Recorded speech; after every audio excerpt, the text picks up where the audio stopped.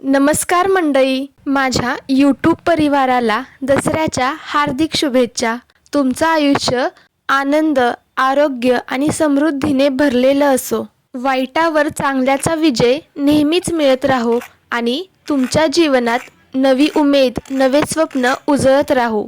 गृहिणीच्या हातातला पदार्थ साधा असला तरी तिच्या प्रेमामुळे तो खास होतो. आज आपण बनवणार आहोत अशीच एक खास रेसिपी, ती म्हणजे शेपू वडे. यासाठी आपल्याला लागणार आहे हिरवीगार शेपू, हरभरा डाळ, आलं, लसूण, मिरची आणि काही मसाले. सगळ्यात पहिलं 1 वाटी हरभरा डाळ एका बाउलमध्ये घ्या. त्यात डाळ बुडेल इतकं पाणी घालून ती स्वच्छ धुवून घ्या.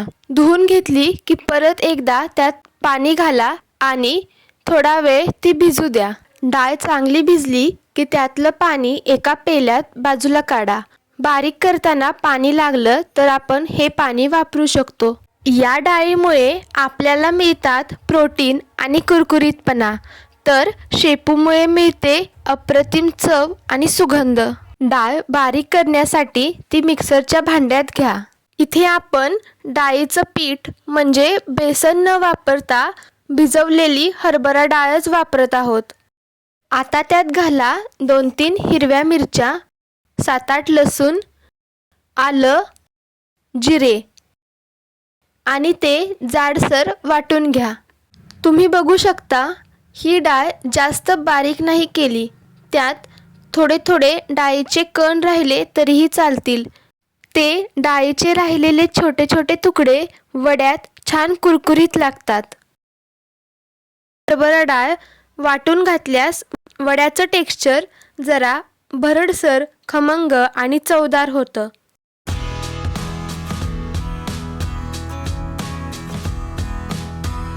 आता शेपू चिरून घेऊया, पण आधी एक छोटीशी टिप. शेपूच्या पानात माती अडकलेली असते, त्यामुळे शेपू नेहमी नीट धुवूनच वापरा. हे बघा, ही आहे आपली हिरवीगार शेपूची भाजी. अगदी ताजी आणली आहे बाजारातून.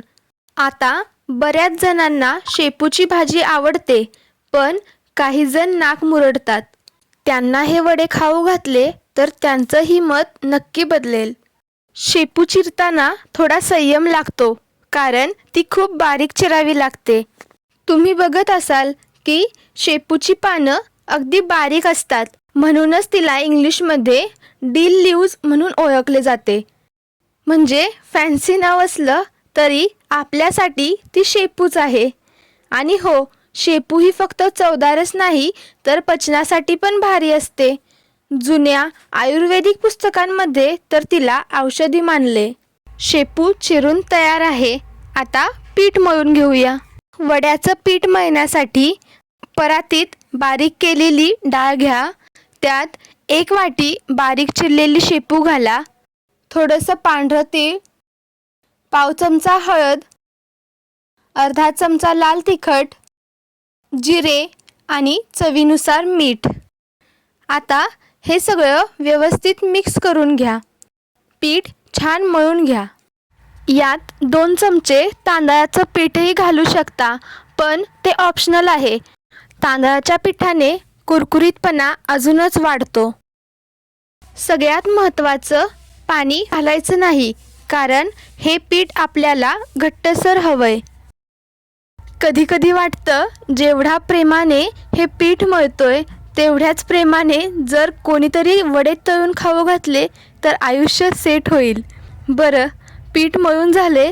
आता याचे गोल आकारात छोटे छोटे वडे करून घेऊया. तुम्ही बघू शकतात, हाताला थोडंसं तेल लावून घ्या, म्हणजे पीठ हाताला चिकटणार नाही. आणि अशा प्रकारे गोल वडे थापून घ्या. वडे जास्त जाड पण नाहीत आणि जास्त पातळ पण करायचे नाहीत. अशा प्रकारे सगळे वडे करून घ्या. आणि हो, तुम्हाला आपले व्हिडिओ आवडत असतील तर नक्की लाईक करा आणि चॅनलला सबस्क्राईब करायला विसरू नका. नाहीतर वडे तयार झाले की सबस्क्राईब करायला विसरून जाल. त्यामुळे आत्ताच सबस्क्राईब करा आणि बेल आयकॉन प्रेस करायला अजिबात विसरू नका, म्हणजे यापुढे येणारे व्हिडिओ तुम्हाला सगळ्यात आधी समजतील. आता वडे तळण्यासाठी कढईत थोडंसं तेल तापत ठेवा. तेल नीट गरम झाले का नाही ते पाहायचं. त्यासाठी एक छोटासा गोळा टाकून बघा. जर तो लगेच वर आला तर तेल तयार आहे. आता आपलं हे तेल तापलं आहे. आता त्यात एक एक वडे तळून घ्या. वडे मध्यम आचेवर तळा, म्हणजे बाहेरून कुरकुरीत आणि आतून मऊ होतील. थोडा वेळ झाला की वडे हळूच पलटवा, म्हणजे दोन्ही बाजूने व्यवस्थित भाजले जातील. तेल जास्त पण गरम होऊ देऊ नका, नाहीतर वडे बाहेरून करपू शकतात आणि आतून कच्चे राहतील. आणि लो फ्लेमवर वडे तेलात टाकू नका, नाहीतर वडे तेल खूप शोषून घेतात. तुम्ही बघू शकता, वड्यांना असा खरपूस सोनेरी रंग आला की आपले वडे तयार आहेत. आणि हो, आता ही लास्ट टिप. वडे बाहेर काढून नेहमी टिश्यू पेपरवर ठेवा. ते वड्यातलं जास्त तेल शोषून घेईल. पण जर टिश्यू पेपर नसेल तर काही हरकत नाही, कारण आपल्या वड्यात तेल राहतच नाही. अशा प्रकारे बाकीच्या पिठाचे पण वडे करून तळून घ्या. तर मंडळी, बघा, तयार आहेत आपले गरमागरम खुसखुशीत शेपू वडे. वास तर इतका खमंग येतोय की अजून चव न घेताही तोंडाला पाणी सुटले. असे सोपे आणि झटपट होणारे शेपू वडे तुम्हीही नक्की करून बघा.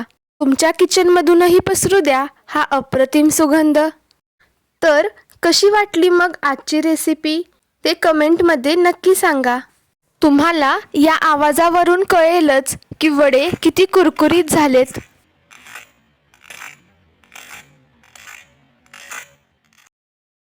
पुन्हा भेटू एका नवीन रेसिपीसोबत. तोपर्यंत मस्त खा आणि स्वस्त रहा. धन्यवाद.